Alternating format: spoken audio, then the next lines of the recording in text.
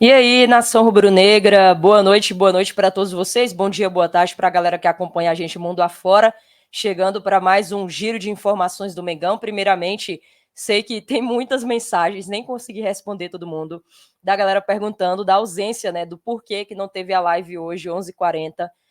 Motivos de saúde, né, ontem à noite eu fiz o pós-jogo no limite, não estava muito legal. Hoje eu tirei o dia para descansar, para repousar a garganta, para tomar muito chá, medicamento. Estou um pouco melhor agora à noite, por isso que eu voltei aqui, porque 1 hora sem Flamengo é o suficiente para ter bastante coisa para passar para vocês. E, se Deus quiser, amanhã de manhã, também 11h40, no seu horário de almoço, a gente vai estar aqui de volta ao vivo, tá? Para fechar mais uma semana aí com chave de ouro. Mas antes de mais nada, a gente vai trazer aqui atualizações do mercado da bola. Vamos falar sobre Gabriel Barbosa, o pedido do Cuca, na verdade, para ter ele no elenco do Atlético Paranaense. Vamos trazer alguns detalhes referente à transferência do Fabrício Bruno. Vamos também falar aí sobre algumas notícias com relação ao estádio que saiu, mas eu vou dar uma pincelada para você que tá ficar por dentro do assunto. Renovação do Eric Pulgar, que ainda não aconteceu, não teve um consenso ali nos valores que foram debatidos, então tem bastante coisa para passar nessa quinta-feira para vocês. Novamente, já faço o convite para amanhã, 11h40, estar aqui conosco, e reforço também para você deixar o like, continuar se inscrevendo no nosso canal. Peço desculpa pela ausência hoje no horário de almoço, tá? E também, quem puder, compartilha, chama seus amigos, chama a galera em massa para conhecer o nosso trabalho e também para estar aqui conosco. Tô até cheio de espinha, ó, que isso? Misericórdia. Tô destruída, mas tô bem, né? Tô tranquilo aqui para poder falar muito do Mengão com vocês. Vamos lá, primeiramente, sobre o Gabriel Barbosa. O Cuca, ele tem buscado, né, no mercado algumas opções para reforçar a equipe do Paraná. E nesse atual cenário, ele quer muito colocar o Atlético Paranaense de volta aos trilhos para ganhar taças, principalmente o Campeonato Brasileiro. Com isso, o Cuca ligou para o Gabriel Barbosa do Flamengo e deixou bem claro que as portas do CT do Caju estão abertas e que teria interesse em fazer uma proposta por ele. Só que nem o jogador e nem o Flamengo acenou de forma positiva. A chance de acordo hoje, até segundo o GE e segundo o UOL, é pequena, mas o Cuca mantém uma esperança, lembrando que eles já trabalharam juntos, né, no Santos em 2018. Quem falou também sobre o Gabriel Barbosa foi o Pedro Lourenço. O Pedro Lourenço é o novo dono da SAF do Cruzeiro, ele é o dono do supermercado BH e foi perguntado sobre a possibilidade de contar com o Gabriel, e ele disse o seguinte: seria um sonho ter o Gabigol, mas o Flamengo não liberaria sim, a gente não sabe a condição. Nós nunca cogitamos isso, mas a gente sonha alto, temos que fazer um time à altura da torcida. Então, o que nos resta disso tudo é aguardar os desfechos, tanto dessa janela do meio do ano, quanto na janela do final do ano, sobre os desdobramentos que vai envolver ainda o Gabriel Barbosa. Falando sobre a partida Flamengo e Amazonas, que o Flamengo venceu, não convenceu, mas se classificou, que era muito importante. O vice-presidente do Amazonas, o Daniel Sena, ele não ficou conformado com a anulação do gol da equipe, né, deles, dizendo ali que foi roubado na Arena Amazônia. E o Ramon Abate Abel, ele tinha relatado na súmula que naquela ocasião ali o jogador deu uma cotovelada no Matheus Cunha e não tinha ido na bola. O Matheus Cunha já tinha tocado na bola primeiro. Com isso, o vice-presidente Daniel falou, né? Você veio aqui, marcou falta, está errado. Vocês vieram roubar aqui. Então foi bem uma acusação, deixando bem claro que foram roubar no estado deles e que isso não foi falta no Matheus Cunha. Pode repercutir, né? Até porque a gente sabe que palavras do fomos roubados, vieram nos roubar e etc., sempre tem uma certa punição. Mas, gente, vamos ser sinceros, foi falta no Matheus Cunha, ele estava segurando na bola, na verdade, a questão mais certa ali seria ele socar a bola e não segurar pela disputa do corpo com o atacante adversário, mas o cara chega com o cotovelo no queixo dele e acaba, de uma certa forma, desequilibrando o nosso goleiro. Quero saber até sua opinião, torcedor, não só sobre o Gabriel, mas também sobre esse lance. Se você acha que foi falta, se você concorda aí com o Daniel, que o Flamengo saiu, entre aspas, beneficiado, apesar que teve um pênalti escancarado em cima do Pedro, que também não foi assinalado pelo Ramon e nem foi chamado pelo VAR. Saindo do ataque, indo para a zaga, Fabrício Bruno está vivendo aí possivelmente seus últimos dias com o manto rubro-negro. Existem algumas diferenças e detalhes de valores que estão sendo equacionadas entre o departamento de futebol e a diretoria do West Ham, e internamente o Flamengo também já vai estudando os próximos passos para que o Fabrício Bruno não se prejudique e não perca a grande oportunidade e o sonho da vida dele, que é jogar uma Premier League. Com isso, o Flamengo, juntamente com a comissão técnica do Tite, tentou, né, convencê-lo de que será um risco de lesão e uma certa preocupação colocar ele no confronto contra o Milionários pela... Desculpa, tá, gente? Pela Libertadores. Mas, até pela questão das chances de uma dividida, de uma entrada e etc.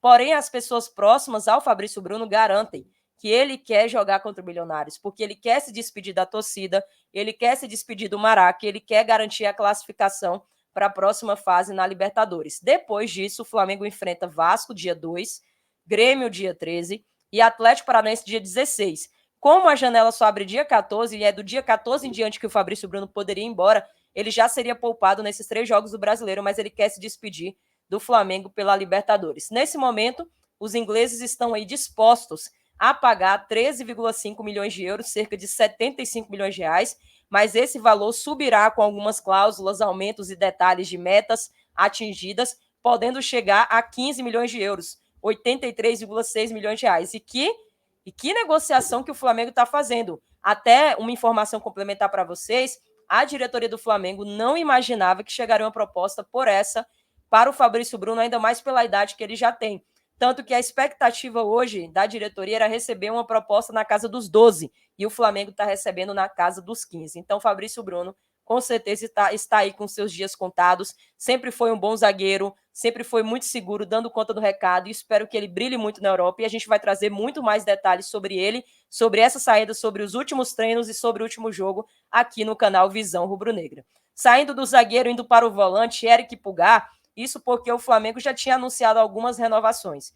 Igor Jesus, Verton, Davi Luiz com a renovação automática, Fabrício Bruno que está de saída, o próprio Vitor Hugo que fez ontem, né, o seu jogo 100 com o manto rubro-negro, mas tem uma renovação que está se arrastando nos bastidores, que é a do nosso volante chileno.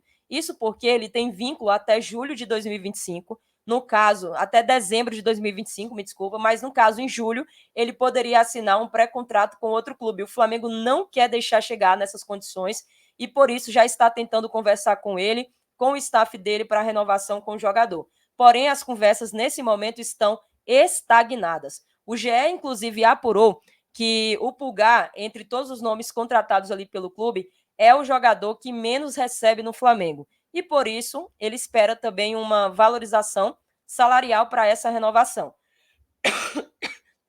A diretoria rubro-negra, ela também entende que um aumento seria justo nesse caso, mas a cifra ainda está um pouco distante desse. Lembrando a galera também que o Eric Pulgar está valorizado no mercado.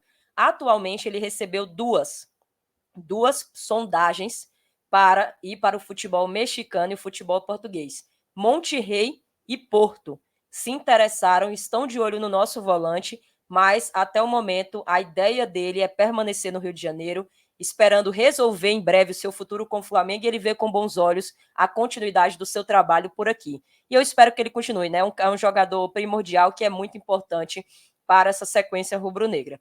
Flamengo ganhou mais uma premiação aí, ganhou mais dinheiro no seu bolso. Isso porque, com a classificação da Copa do Brasil, o Flamengo vai somar 3,465 milhões de premiação. No total, agora está chegando a 5,670 até aqui no nosso faturamento. E as oitavas da Copa do Brasil serão disputadas, ou pelo menos está prevista para acontecer no dia 31 de julho e no dia 7 de agosto, segundo o GE. E a gente vai acompanhar atentamente sobre isso também aqui no canal Visão Rubro-Negra. O Flamengo também está atento ao mercado da bola. Não à toa, abriu algumas negociações com o atleta que atualmente está no Watford, da Inglaterra. É o Matheus Martins. Ele atua como ponta-direita no futebol inglês. Está, inclusive, no Rio de Janeiro, passando as férias, então ele já está ambientado.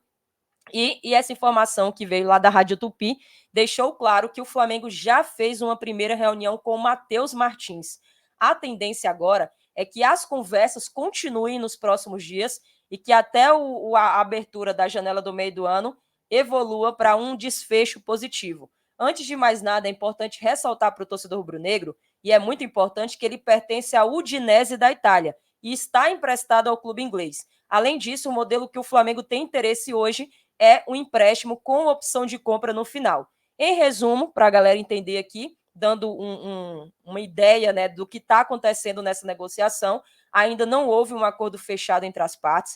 O Flamengo só abriu negociação com o seu ponta, né, com o seu staff, que gostou das primeiras reuniões e das primeiras conversas, mas o Flamengo ainda não entrou em contato com a Udinese, tá? Está esperando acertar valores com ele para depois mostrar outros interesses. E a nossa diretoria, além de contratações através do presidente Landim, está já aí com estudos prontos de viabilidade para apresentar à Caixa Econômica Federal sobre a construção do seu estádio lá no terreno do gasômetro, que acontecerá uma nova reunião na próxima segunda, ou é na próxima semana.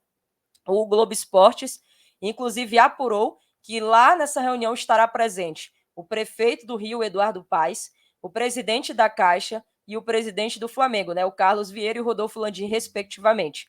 A presença até do prefeito do Rio é para referendar, segundo o GE, que os recursos que virão através da venda do potencial construtivo da Gávea estão garantidos. E nesse projeto a ser apresentado, os arquitetos e responsáveis pela negociação sobre o estádio vão mostrar os estudos para a exploração econômica na área da zona central do Rio de Janeiro e falar também, mais uma vez, sobre o quesito dos valores, né? Então, aguardemos essas reuniões. Se o Flamengo conseguir dar passos positivos com relação a isso, a gente volta aqui e fala bastante sobre o assunto no canal Visão Rubro-Negra, tá bom, galera? É isso. Deixa o like aí, é muito importante. Galera, deixa o like aí para o YouTube, pelo menos, entender que vocês continuam aqui com a gente, ainda mais pela falta da live hoje. Se inscreva no nosso canal também, ativa o sininho e compartilhe. E amanhã, se Deus quiser, 11h40, estaremos aqui de volta no canal Visão Rubro-Negra. Beijo no coração de vocês, abraço.